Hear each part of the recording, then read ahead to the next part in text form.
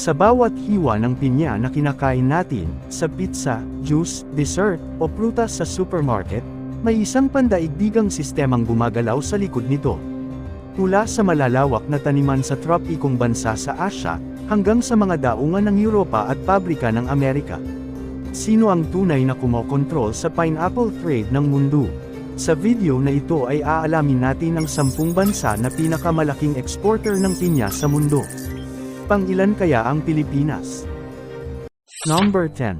Kenya. Sa Africa, ang Kenya ang pinakamalakas sa pineapple export. Naging exporter ng pinya ang Kenya dahil sa angkop na klima at matabang lupa, pagpasok ng malalaking kumpanya tulad ng Del Monte, at malakas na export infrastructure tulad ng Port of Mombasa. Sinusuportahan din ng pamahalaan ang agrikultura sa pamamagitan ng modernong teknolohiya at export incentives. Bukod dito, sinasanay ang local farmers upang makasunod sa international standards, kaya naging tuloy-tuloy at mataas ang kalidad ng pineapple export ng Kenya.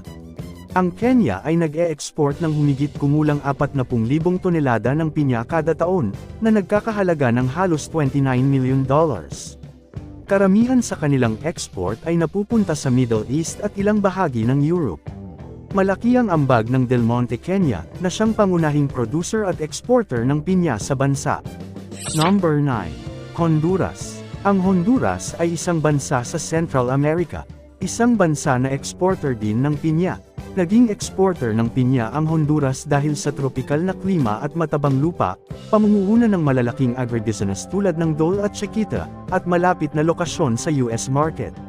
Mayroon din itong maayos na mga daungan, lalo na ang Port of Cortez, at suporta ng pamahalaan sa foreign investment at export.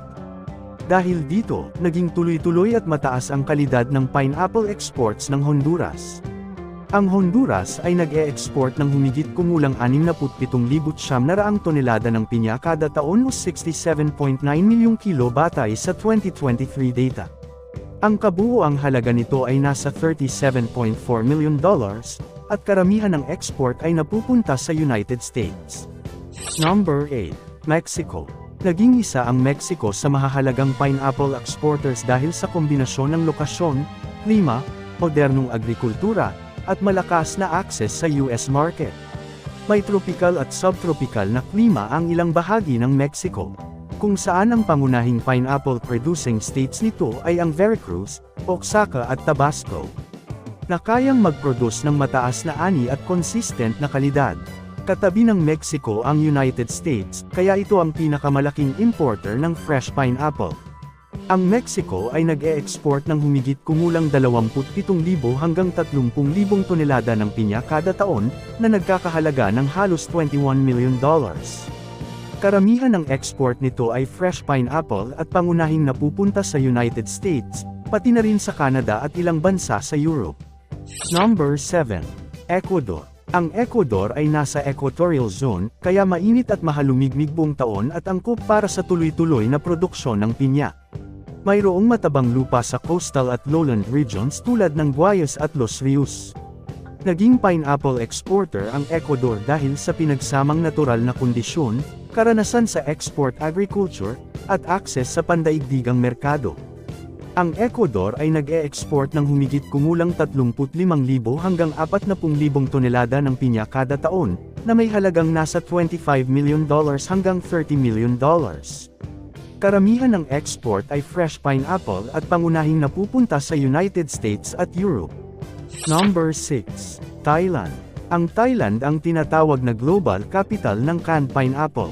Naging isang pineapple exporter ang Thailand dahil sa angkop na tropikal na klima, malalaking taniman, at lalo na sa malakas na industriya ng processed at canned pineapple. Sinusuportahan ito ng pamahalaan, mahusay na ports at logistics, at mataas na global demand, kaya naging isa ang Thailand sa pinakamalalaking exporter ng pinya sa mundo. Ang Thailand ay nag-e-export ng humigit kumulang 1.5 hanggang 2 milyong tonelada ng pinya kada taon at karamihan ay processed at canned pineapple na mahigit 1 milyong tonelada. Number 5. United States. Ang United States ay pineapple exporter kahit hindi ito tropical sa kabuuan dahil sa isang estado nito ang Hawaii, malakas na processing industry, at global agribusiness networks. Ang Hawaii ay may tropikal na klima na perpekto para sa pinya. Dito matagal nang may malalaking taniman at kaalaman sa pineapple farming. Mataas ang kalidad ng ani, bagamat hindi kasing dami ng mga bansang tropikal. Nangunguna ang US sa processed at canned pineapple, hindi lang fresh. May advanced na food processing plants, quality control, at international certifications. Kilala ang US brand sa consistent quality. Ang United States ay nag-e-export ng humigit kumulang 300,000 hanggang 400,000 tonelada ng pinya kada taon at halos lahat ay processed at canned pineapple.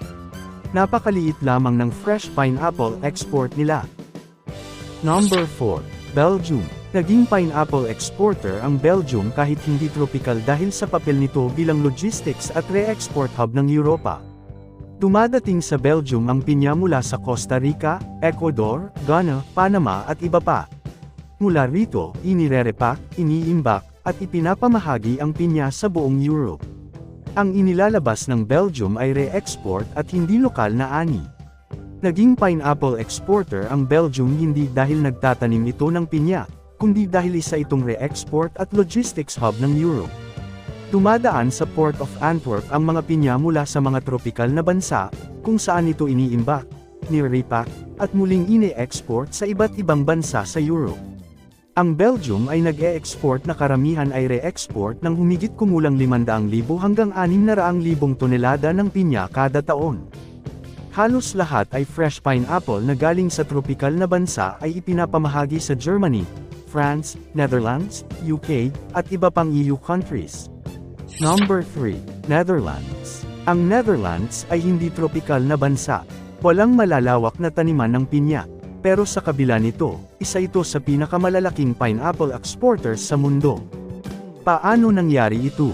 Dumarating ang mga pinya mula sa Latin America at Africa sa Port of Rotterdam, ang pinakamalaking daungan sa Europe.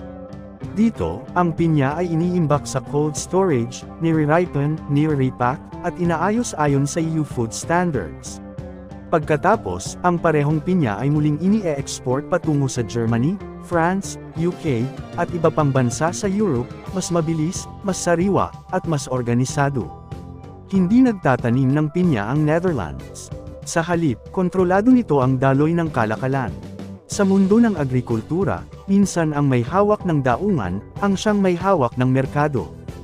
Ang Netherlands ay nag-e-export o halos lahat ay re-export ng humigit kumulang 900,000 hanggang 1,000,000 tonelada ng pinya kada taon. Number 2. Philippines. Ang Pilipinas ay ikalawang pinakamalaking exporter ng pinya sa mundo at hari ng processed pineapple. Naging isa ang Pilipinas sa pinakamalalaking pineapple exporters sa mundo dahil sa kombinasyon ng klima, malalaking kumpanya, at matatag na export system. Dahil sa tropikal ang klima, mainit at sapat ang ulan buong taon. May malalawak at matabang lupa sa Mindanao, lalo na sa Bukidnon at South Cotabato. At kayang mag-produce ng mataas na ani at consistent na kalidad. Pumasok din ang dalawang higanteng kumpanya ang Del Monte Philippines at Dole Philippines, kung saan nagtayo sila ng pinakamalalaking pineapple plantation sa mundo. Nagdala ng modernong teknolohiya, R&D, at global quality standards. Nagtayo ng processing plants para sa canned, juice, at concentrates. Kilala ang Philippine pineapple sa tamis, consistent quality at reliable supply. Dahil dito, nananatiling mataas ang demand sa world market. Direktang ine-export ang pinya ng Pilipinas sa United States, Japan, China, South Korea, Europe at Middle East. Ang Pilipinas ay kabilang sa top pineapple exporters sa mundo. Batay sa pinakahuling available trade data ay nasa 2.6 hanggang 2.8 milyong tonelada ng pinya kada taon, kung saan mahigit 80% ay processed o canned pineapple, juice, at concentrates. Ang halaga nito ay humigit kumulang $2.3 billion hanggang $2.6 billion taon-taon. Number 1. Costa Rica. Ang Costa Rica ang pinakamalaking exporter ng pinya sa buong mundo. Ang Costa Rica ay isang maliit na bansa sa Central America. Ngunit sa mundo ng pinya, isa itong higanti, nasa 65 hanggang 70% ng global pineapple exports. Sa ilalim ng tropikal na klima at matabang lupa, natuklasan ng Costa Rica ang susi sa tagumpay, ang MD2 pineapple. Mas matamis, mas dilaw, pantay ang laki, at mas tumatagal sa biyahe.